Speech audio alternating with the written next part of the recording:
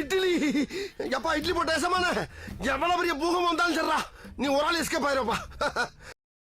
Welcome to ஐரக்ஷன் channel. எங்களோட videos உங்களுக்கு பிடிச்சிருந்ததுன்னா லைக் பண்ணுங்க, கமெண்ட் பண்ணுங்க, ஷேர் பண்ணுங்க, மறக்காம சப்ஸ்கிரைப் பண்ணுங்க.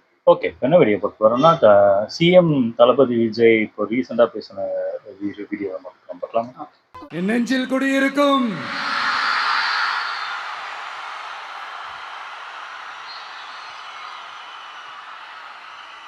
தமிழக மக்கள் உங்கள் அனைவருக்கும் என்னுடைய வணக்கமும் என்னுடைய நன்றிகளும். குறிப்பா திருச்சி கிழக்கு தொகுதி மக்கள் உங்கள் அனைவருக்கும் என்னுடைய ஸ்பெஷல் வணக்கமும் ஸ்பெஷல் நன்றிகளும். இதை நான் ஏன் இப்படி சொல்றேன்னா, என்னை இப்போ பெரம்பூர் தொகுதி எம்எல்ஏன்னு தான் சொல்லுவாங்க. பட் ஆனால் அது எலெக்ஷன் கமிஷனோட அந்த சட்ட விதிகளுக்கு மட்டும்தான் அப்படி. ஆனால் என்னை பொறுத்த வரைக்கும், தமிழ்நாட்டை பொறுத்த வரைக்கும், தமிழ்நாட்டுக்கு எப்படி திருச்சி ஒரு இதயம் மாறியோ அந்த மாதிரி என்னோட இதயத்துக்கு திருச்சி கிழக்கு தொகுதி மக்களும் ரொம்ப ரொம்ப ரொம்ப க்ளோஸ் தான். அதுல எந்த மாற்றமும் கிடையாது. சரிங்களா?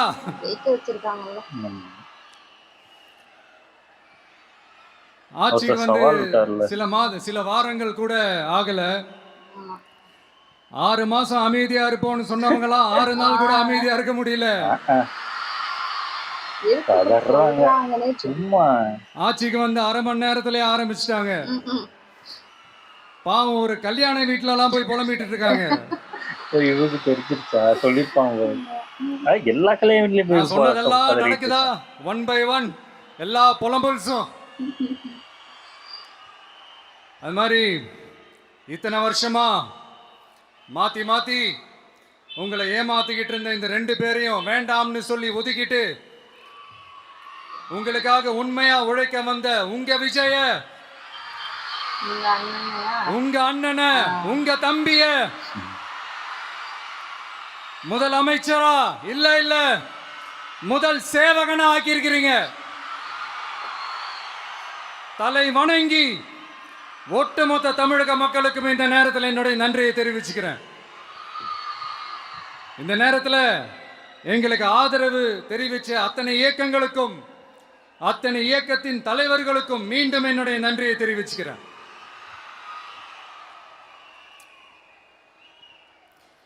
புரட்சி தலைவர் எம்ஜிஆர் அவர்களுடைய முதல் தேர்தலில் கூட இந்த அளவுக்கு ஒரு ஓட் பர்சன்டேஜ் வாங்கல அப்படின்ட்டு நிறைய பேர் சொன்னாங்க. ஆனா நீங்க டிவி கேட்க அவ்வளவு நீங்க ஆதரிச்சிருக்கிறீங்க. நான் எம்ஜிஆர் அவர்களோடலாம் நான் கம்பேர் பண்ணல. எம்ஜிஆர் தான். நாம பெரியார், அண்ணா, எம்ஜிஆர் அவர்கள் வழியில ஒரு அன்பா உழைக்க வந்த உங்க விஜய், அவ்வளவுதான். 1977 நீங்க போடாத ஓட்ட 2026 நீங்க போட்டிருக்கிறீங்க. என்ன ஒண்ணு, இன்னும் கொஞ்சம் அதிகமா ஆதரிச்சிருந்தீங்கன்னா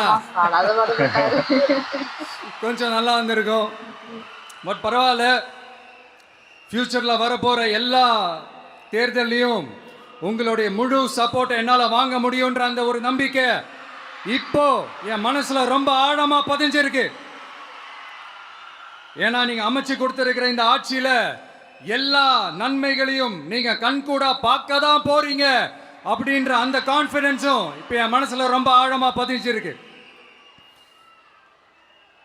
யார் எந்த நிலைமைக்கு எந்த பொசிஷன்ல போனாலும் இந்த கிண்டலும் கேலியுமா பேசுறது இருக்கதானே செய்யும். நம்மளை பத்தி, நம்ம அரசியலை பத்தி, நம்ம பேச்சை பத்தி இந்த கிண்டலும் கேலியுமா பேசிட்டு தானே இருப்பாங்க. அவங்க எல்லாருக்குமே என் சைட்ல இருந்து ஒரே ஒரு ரிக்வெஸ்ட், தயவு செஞ்சு நிப்பாட்டிடாதீங்க. இந்த சிங்கத்தை தயவு செஞ்சு கண்டினியூ பண்ணுங்க. நீங்க தான் என்னோட எனர்ஜி ஃபோர்ஸ். பேசிக்கிட்டே இருங்க. நான் மக்களுக்கு தேவையான நல்லதை செஞ்சுக்கிட்டே இருப்பேன். புரிய மாட்டேங்குது அவங்களுக்கு. அவங்களுக்கு இன்னும் அடுத்து புரியல இப்ப அதான் நம்ம சொல்லுங்க. புதுசா அந்த சூட்லாம் போட்டு வரோம்ல, ஆ, ஆ, ஆ. அதை பத்தி கூட நிறைய பேரு ஏன் நாமெல்லாம் கோட் சூட்லாம் போடக்கூடாதா? அதிகாரம் செய்யறவங்களும் ஆதிக்க சக்திகளும் மட்டும்தான் கோட் சூட்லாம் போடணுமா என்ன?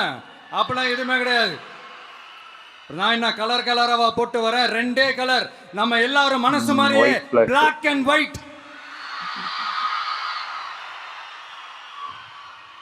எல்லாத்திலும் பிளாக் அண்ட் ஒயிட்டா இந்த விஜய் இருப்பான் அப்படின்னு காட்டுறதுக்கு தான் அந்த கலர். அடுத்து அந்த பிளாக் கூட யாரை குறிக்கும் எதை குறிக்கும்ன்றது நான் சொல்லிதான் தெரியணும்னு அவசியம் இல்லை, அது உங்களுக்கே நல்லா தெரியும். எல்லாத்துக்கும் இப்படி வழக்கம் சொல்லிக்கிட்டு நச நசன் பேசுற டைப்பும் நம்ம கிடையாது. உங்களுக்கே தெரியும், அதிகபட்சமா எல்லா மீட்டிங்லும் 20 நிமிஷம்குள்ளதான் நான் பேசியிருக்கிறேன்.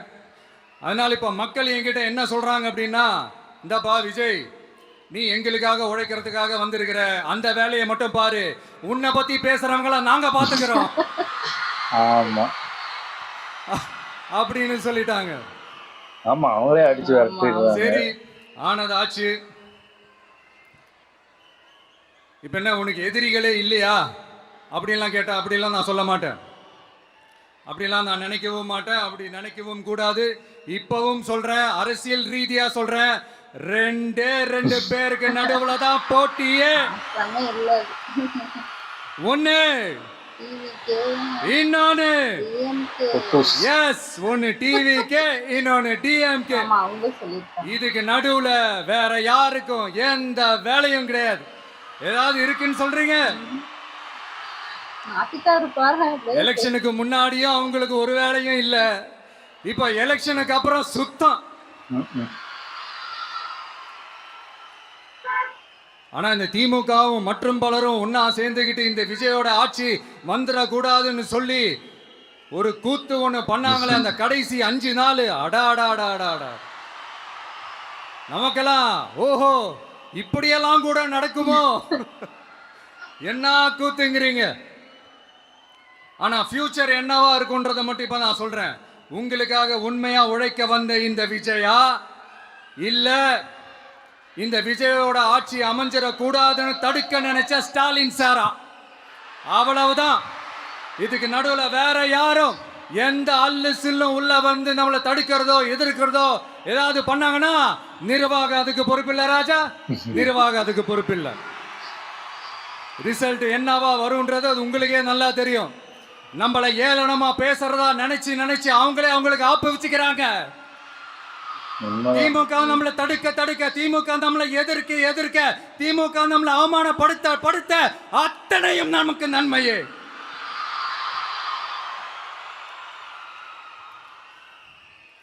ஒண்ணு கவனிச்சிங்களா மக்களே, நம்ம ஆட்சிக்கு வந்ததுக்கு அப்புறம் ஒரு விஷயம் ஒண்ணு நடந்துகிட்டு இருக்கு. இது இந்த ஜென்சி தலைமுறையை அட்ராக்ட் பண்றதுக்காக இங்கிலீஷ் தமிழ் கலந்த அறிக்கை, அது சொல்ல வந்த நினைச்சீங்களா? அந்த காமெடி எல்லாம் கிடையாது. அடுத்து இந்த ரியாலிட்டியை மறந்துட்டு இந்த ரீல்ஸ் போடுறது, அது சொல்ல வந்தீங்களா? அந்த காமெடியும் கிடையாது. இது சீரியஸா ஒரு விஷயம் நடந்துகிட்டு இருக்கு. முன்னெல்லாம் சட்டசபையில யார் பேசினா நமக்கு என்ன, யார் அடிச்சுக்கிட்டா நமக்கு என்னன்னு இருந்த கூட்டம்லாம் இப்ப சட்டசபையில என்ன நடக்குது, என்ன பேசிக்கிறாங்கன்றது ரொம்ப உன்னிப்பா கவனிக்கிறாங்க. கவனிச்சிங்களா? திமுக ஸ்டைல்லயே சொல்லணும்னா ரீல்ஸ் போட்ட கூட்டம்லாம் இப்ப நியூஸ் பார்த்துக்கிட்டு இருக்காங்க. அதுல நமக்கு சந்தோஷம் தான், பெருமை தான்.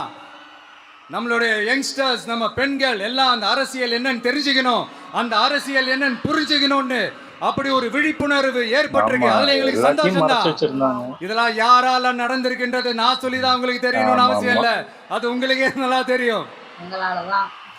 இப்படிப்பட்ட நம்ம தெய்வங்களை, இப்படிப்பட்ட நம்ம மக்களை தற்குறின்றது இன்னமும் சொல்லிக்கிட்டு இருக்கிறாங்க.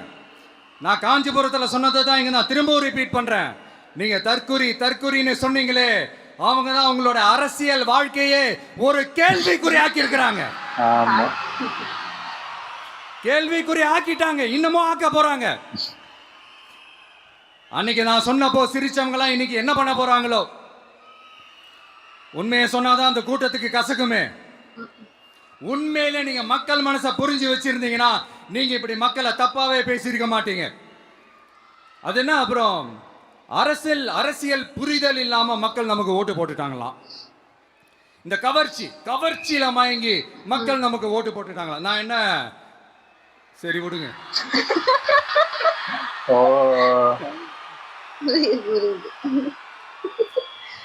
மக்கள் அவங்களுக்கு ஓட்டு போட்டா அந்த மக்கள் நல்லவங்களாம், அதே மக்கள் நமக்கு ஓட்டு போட்டா அந்த மக்கள் கெட்டவங்களாம்.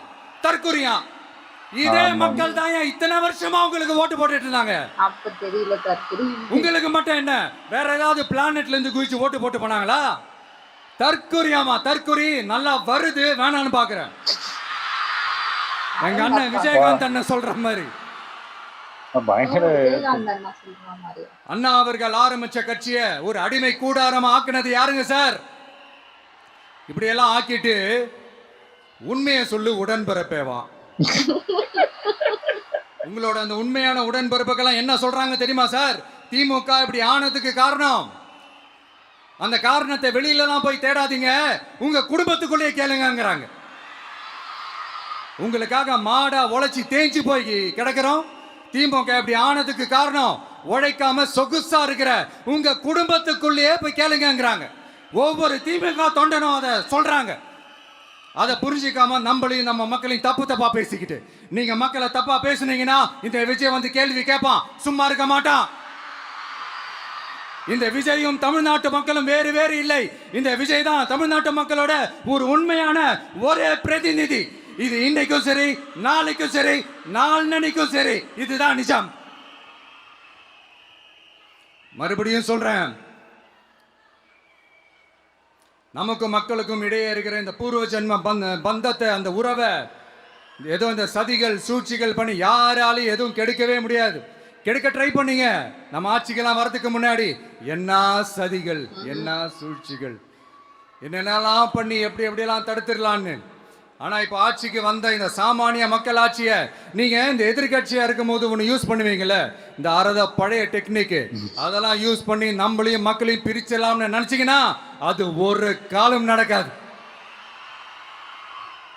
மக்கள்லாம் ரொம்ப தெளிவாயிட்டாங்க சார், ரொம்ப தெளிவாயிட்டாங்க. தெரிய மாட்டேங்குது. அதனால ஒரு ஆக்கப்பூர்வமான ஒரு எதிர்கட்சியை செயல்பட்டு மக்கள் மனசை வெல்ல பாருங்க.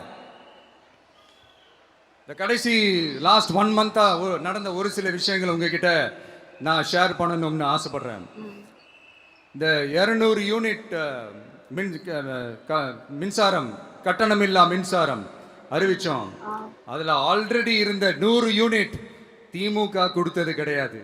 மேடம் ஜெயலலிதா மேடம் இருந்தப்போ செஞ்சுட்டு சொல்லி ஏமாத்திட்டு இருக்காங்க. ஸ்டாலின் சார் பதவி போன அந்த கடுப்புல அறிக்கையா விட்டு தள்ளிக்கிட்டு இருக்கிறாரு. என்ன பண்ணீங்க உங்களோட ஆட்சியில?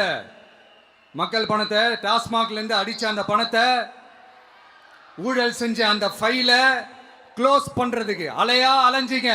ஆனா இந்த விஜய் மக்களுக்கு தொந்தரவா இருக்கிற அதே டாஸ்மாக க்ளோஸ் பண்ணா.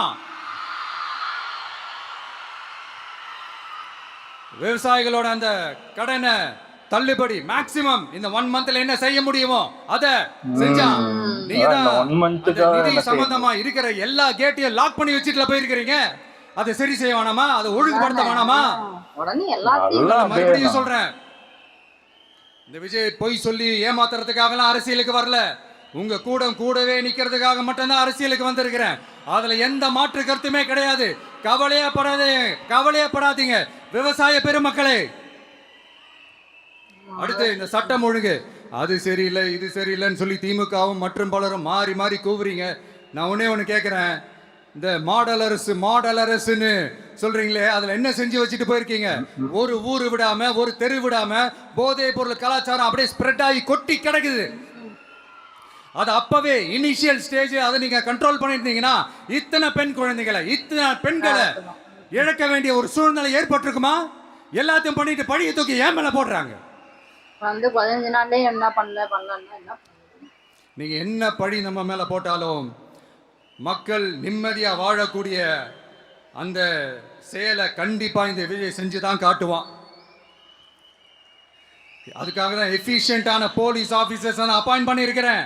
எஃபிஷியன்டான அந்த போலீஸ் ஆபீசர்ஸ் டீம் நான் அப்பாயிண்ட் பண்ணியிருக்கிறேன். பெண்கள் பாதுகாப்பான அந்த சிங்கப்பெண் காவல் படை நெக்ஸ்ட் வீக் அதை இனாகரேட் பண்ண போறோம். தப்பு செஞ்சவங்களுக்கான தண்டனை, அதுக்கான சார்ஜ் ஷீட் எல்லாமே ரொம்ப ஃபாஸ்டா ரொம்ப ஸ்பீடா செய்யறதுக்கான அந்த வேலையை செய்ய சொல்லி இருக்கிறோம். கோர்ட்ல கூட தப்பு செஞ்சவங்களுக்கான அந்த கடுமையான தண்டனை வாங்கி கொடுக்கறதுக்கான அந்த வேலையையும் ரொம்ப சீக்கிரமா செய்ய சொல்லி இருக்கிறோம். அதனால நீங்க என்ன பழி நம்ம மேல போட்டாலும் உண்மையா உறுதியா மக்களுக்கு தேவையான எல்லா விஷயங்களையும் இந்த விஜய் செஞ்சு தான் காட்டுவான். இப்படியெல்லாம் நம்ம சொல்றதுனால இவங்க என்ன சொல்லுவாங்க தெரியுமா? அவங்க தான் ஆட்சியிலே இல்லையே, அப்புறம் ஏங்க அவங்கள குறை சொல்றீங்க அப்படின்னு கேட்பாங்க. வேர்ல வெந்நியை ஊத்திட்டு போனவங்கள வெளிச்சம் போட்டு காட்டாம பின்ன வேற என்ன சொல்லுவாங்க? இதெல்லாம் மக்கள் கிட்ட நம்ம தெளிவா எடுத்து சொல்லணும் இல்லையா? அதுக்காக தான் இதெல்லாம் சொல்லிட்டு இருக்கிறேன்.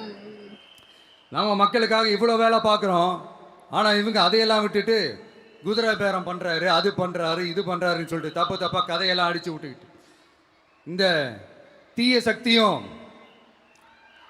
தீந்து போன சக்தியும் அதாங்க திமுகவும் மற்றும் பலரும் ஒன்னா சேர்ந்துக்கிட்டு திருட்டுத்தனமா யாருக்கும் தெரியாம ஒரு ஓரமா மூலையில உட்கார்ந்துட்டு பேரம் பேசி கூட்டு சேர்ந்து ஆட்சி அமைச்சு கொள்ளையடிக்க திட்டம் போட்டாங்க. அது ஏன் தெரியுமா? உங்களோட இந்த டிவிக்கு ஆட்சி அமைஞ்சா அவங்க பொழப்பே போயிடும். அந்த கொள்ளையடிக்கிறது, லஞ்சம், ஊழல் எல்லாமே கட்டம். அதான் இந்த காரணம். அடுத்து ஸ்டாலின் சார், திமுக வந்து இப்போ தீய சக்தி மட்டும் இல்ல, மக்களை விட்டு ரொம்ப தூரமா போன தூர சக்தி, ஓர சக்தி, கோர சக்தி, பார சக்தி.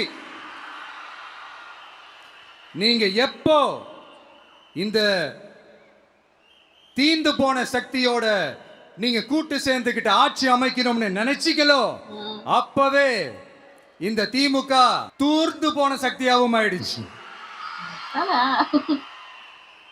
நீங்களாம் நம்மளை பத்தி அவதூறு பேசலாமா சார்? இது நியாயமா? மக்களை இவ்வளவு பெரிய மக்கள் சக்தி நம்மளோடு இருக்கும் போது நமக்கு எதுக்கு வேற அரசியல்? எலெக்ஷன்ல 50-60 வருஷமா இருந்த சாதிய உடைச்சிருக்கிறோம், மதத்தை உடைச்சிருக்கிறோம், காசு கொடுத்து ஓட்டு வாங்கறத உடைச்சிருக்கிறோம்.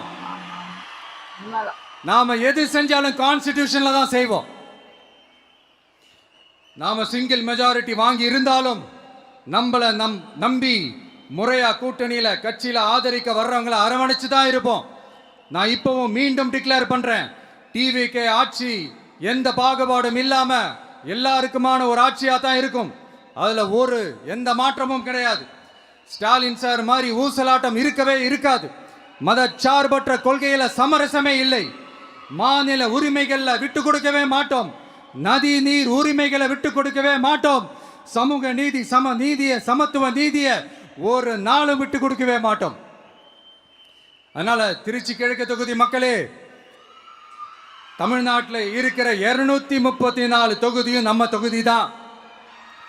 அதுல எந்த கட்சி ஜெயிச்சிருந்தாலும் அது நம்ம தொகுதி தான். பெரம்பூரா இருக்கட்டும், திருச்சி கிழக்கா இருக்கட்டும், எனக்கு 2 கண்கள் மாதிரி. அதுலயும் திருச்சி கிழக்கு என் செல்ல புள்ள மாதிரி. அதனால வரப்போற இடைத்தேர்தல்ல உங்க வீட்டில் இருக்கிற ஒருத்தரை உங்கள தான் வேட்பாளரா நிக்க வைக்க போறோம். நீங்க எப்படி இந்த விஜய்க்கு ஆதரவு கொடுத்து ஓட்டு போட்டு ஜெயிக்க வச்சீங்களோ அதே மாதிரி வரப்போற இடைத்தேர்தல்ல உங்களுடைய அந்த வேட்பாளரையும் ஜெயிக்க வைப்பீங்கன்ற அந்த ஒரு நம்பிக்கை நான் முழுமையா தான் நம்புறேன். உங்களுக்காக உழைக்க வந்திருக்கிறேன். உங்களுக்காக எல்லா விஷயத்தையும் நான் பார்த்து செய்வேன். ஊழல் இல்லாத, லஞ்சம் இல்லாத ஒரு ஆட்சியை நான் கொடுப்பேன். I understand. ஒரே நாள் அது நடக்காதுதான், மேஜிக் இல்ல. பட் ஒரு நாள் அதை நான் நடக்க வைப்பேன். நிறைய இடத்துல பயப்படுறாங்க. எனக்கு இப்ப வேற எந்த வேலையும் இல்ல, உங்களுக்காக உழைக்கிறத தவிர. என் கடன் இனி என் மக்களுக்கு பணி செய்து கிடைப்பதே. மீண்டும் என்னை ஜெயிக்க வச்ச தமிழக மக்களுக்கும் திருச்சி கிழக்கு தொகுதி மக்களுக்கும் மீண்டும் என்னுடைய நன்றியை தெரிவிச்சுக்கிட்டு கான்பிடென்டா இருங்க, நல்லதே நடக்கும், வெற்றி நிச்சயம். மீண்டும் சந்திக்கும் வரை நன்றி, வணக்கம். சூப்பர், நல்லா இருந்துச்சு. எனக்கு தெரிஞ்சு ஏதாவது சொன்ன மாதிரி அப்படிதான், கிட்டத்தட்ட என்னெல்லாம் சொன்னாரோ அதை பண்ணிட்டாரு. இவங்க அதான் 6 மாசம் உங்களுக்கு டைம் கொடுக்குறோம் அப்படின்னு சொல்லிட்டு 3 நாளே கதறாங்க.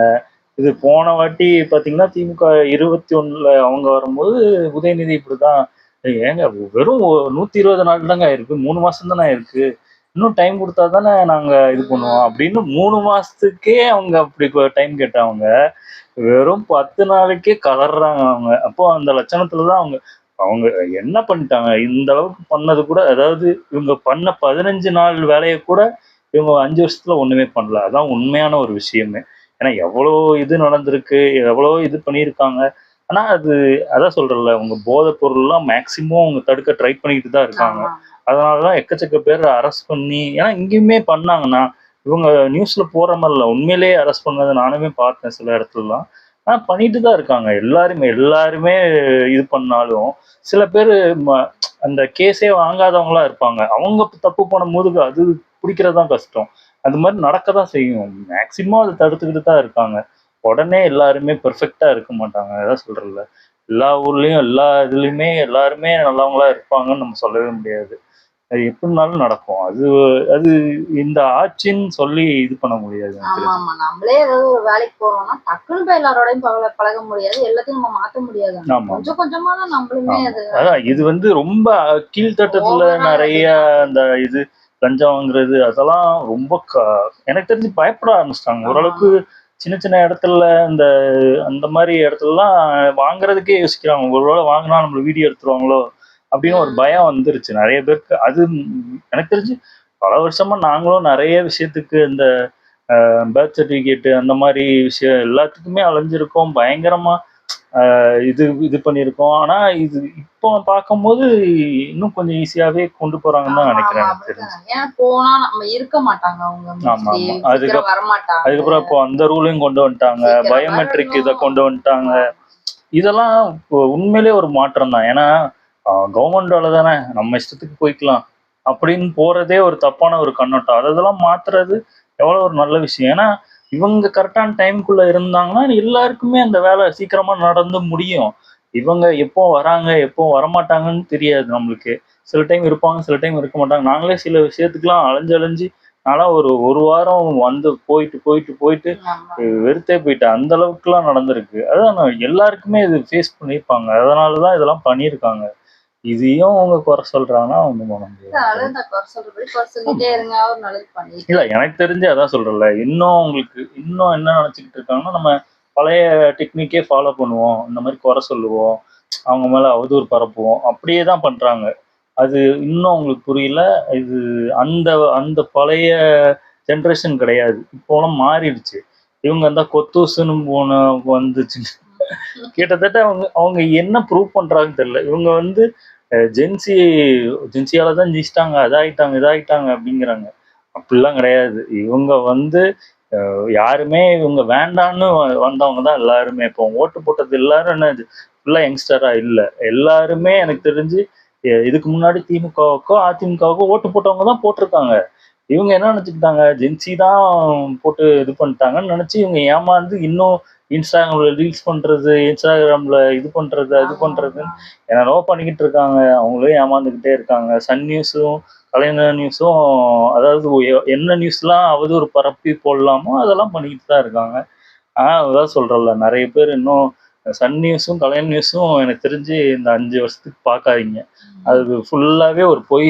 கிட்டத்தட்ட நம்ம வாட்ஸ்அப்ல இந்த நம்ப முடியாத நியூஸ்லாம் வரல, அதே மாதிரிதான் இப்போ அந்த சேனல் இருக்கு. ரெண்டுமே நல்லா இருந்துச்சு. ஆமா. ஓகே. எங்க வீடியோஸ் உங்களுக்கு பிடிச்சிருந்தா லைக் பண்ணுங்க, ஷேர் பண்ணுங்க, கமெண்ட் பண்ணுங்க, மறக்காம சப்ஸ்கிரைப் பண்ணுங்க. நல்லா இருக்கும்.